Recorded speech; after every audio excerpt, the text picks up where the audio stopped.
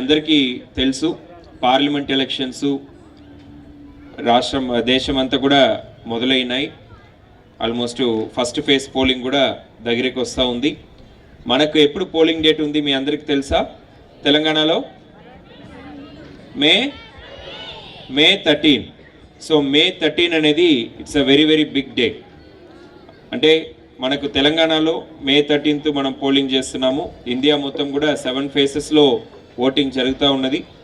మీరు వేయబోయే ఈ ఒక్క ఓటు అనేది ఇది ఖమ్మం ఎంపీని సెలెక్ట్ చేయడం మాత్రం కాదు, మన దేశాన్ని ఈ ఎంపీస్ అందరు కలిసి ఒక ప్రైమ్ మినిస్టర్ని ఎన్నుకుంటారు. సో మన దేశాన్ని శాసన చేయబోయే ప్రభుత్వం ఏది, ప్రధానమంత్రి ఎవరు అనేది ఎన్నుకోవడంలో మీ ఈచ్ అండ్ ఎవ్రీ ఓట్ కూడా చాలా కీలకం. సో ఇంత పెద్ద దేశంలో మన బార్డర్లో పాలసీ ఎట్లా ఉండాలి, మన ఫారిన్ పాలసీ ఎట్లా ఉండాలి, మన సెక్యూరిటీ ఇంటర్నల్ సెక్యూరిటీ ఎట్లా ఉండాలి, మన ఎకానమీ ఎట్లా ఉండాలి, మన సొసైటీ గవర్న్ చేసేది ఎట్లా, ఇవి అన్నీ కూడా డిసైడ్ చేయబోయేది మీ ప్రతి ఒక్కరు ఓటే.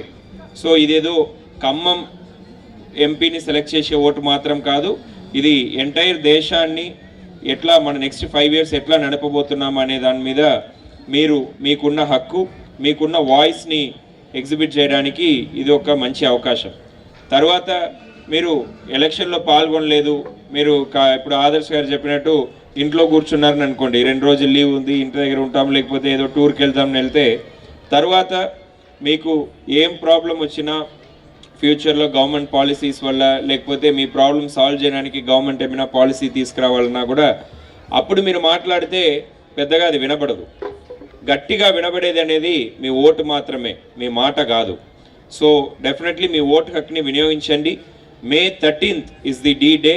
So please mark in your calendar. మీరు ఆ రోజు మీరు ఏం పని ఉన్నా కూడా, ఎక్కడ ఉన్నా కూడా వచ్చి మీ పోలింగ్ కేంద్రానికి వచ్చి మీ విలువైన ఓటు హక్కుని వినియోగించాలి.